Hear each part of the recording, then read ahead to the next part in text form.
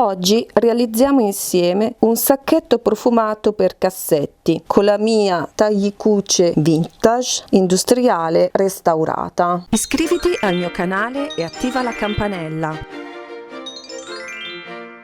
Ciao, sono Elena. Oggi realizziamo insieme un sacchetto per profumare i cassetti in vista del cambio dell'armadio di primavera.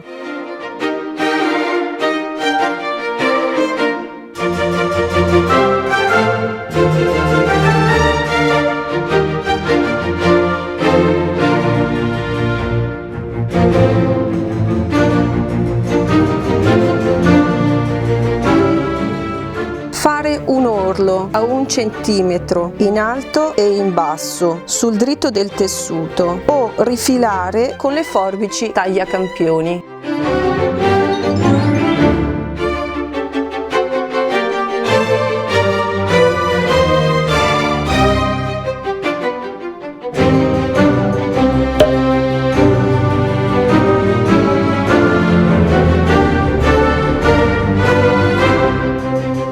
Piegare a metà il tessuto nel senso dell'altezza, dritto contro dritto. In mezzo al dritto contro dritto inserire il nastro a 3 cm dall'apertura piegato a metà.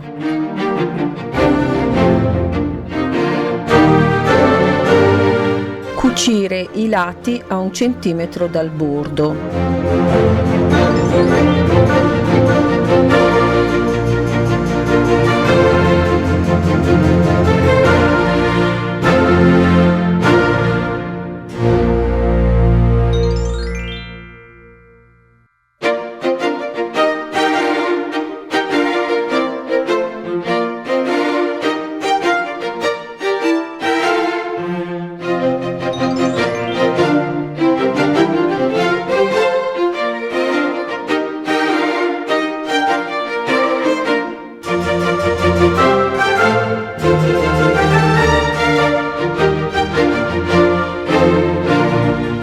Rivoltare il sacchetto e inserire la lavanda sfusa.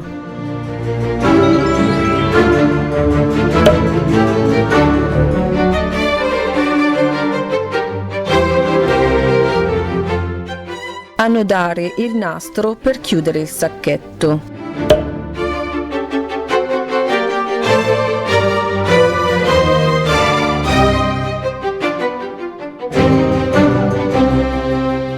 Scrivete nei commenti per ulteriori domande e se avete provato questo tutorial. Nel prossimo video vi racconto le mie vacanze greche 2019. Iscriviti al mio canale se non lo hai già fatto, seguimi anche su Instagram, Pinterest e Vero e visita il mio sito eleamoda.it perché l'eleganza è uno stile di vita.